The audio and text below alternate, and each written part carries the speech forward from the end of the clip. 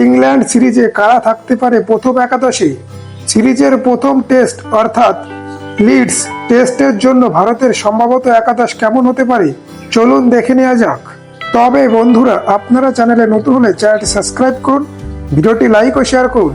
আপনাদের একাদশে কি পরিবর্তন হতে পারে কমেন্ট করে জানাতে পারেন। 20 জুন থেকে শুরু হচ্ছে ইংল্যান্ড বনাম ভারতের 5 ম্যাচের টেস্ট সিরিজ।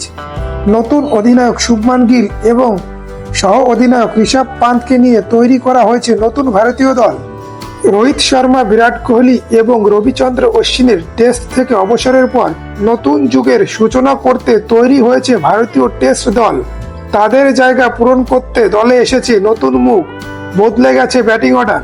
চলুন বন্ধুরা দেখে নেওয়া যাক লিডসের প্রথম টেস্টে ভারতের সম্ভাব্য একাদশ কেমন হতে চলেছে।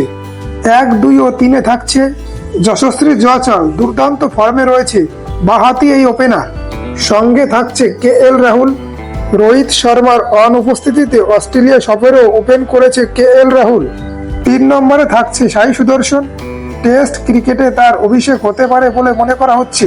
বিরাট কোহলির বিদায়ের পর 3 নম্বরে ব্যাট করতে পারে সাই সুদর্শন। 4 ও 5 নম্বরে থাকতে পারে অধিনায়ক শুভমান গিল এবং সহ অধিনায়ক ঋষভ পান্ত। প্রথমবারের মতো টেস্ট ক্রিকেটে নেতৃত্ব দেবেন শুভমান গিল। 5 নম্বরে উইকেটের পেছনে এবং ব্যাট হাতে গুরুত্বপূর্ণ ভূমিকা পালন করতে পারে ঋষভ পান্ত। 6 নম্বরে থাকছে নীতিশ কুমার রেড্ডি। 7 নম্বরে থাকছে রবীন্দ্র জাদেজা।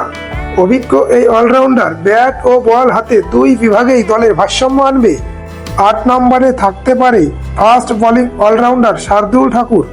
9 নম্বরে থাকবে প্রসিদ্ধ কৃষ্ণা, যার গতি ও বাউন্স ইংল্যান্ড সফরে ভারতের জন্য কার্যকারী হতে পারে।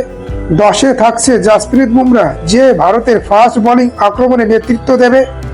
11 নম্বরে থাকছে মোহাম্মদ সিরাজ, যার অভিজ্ঞতার কারণেই প্রথম একাদশে জায়গা করে নেবে।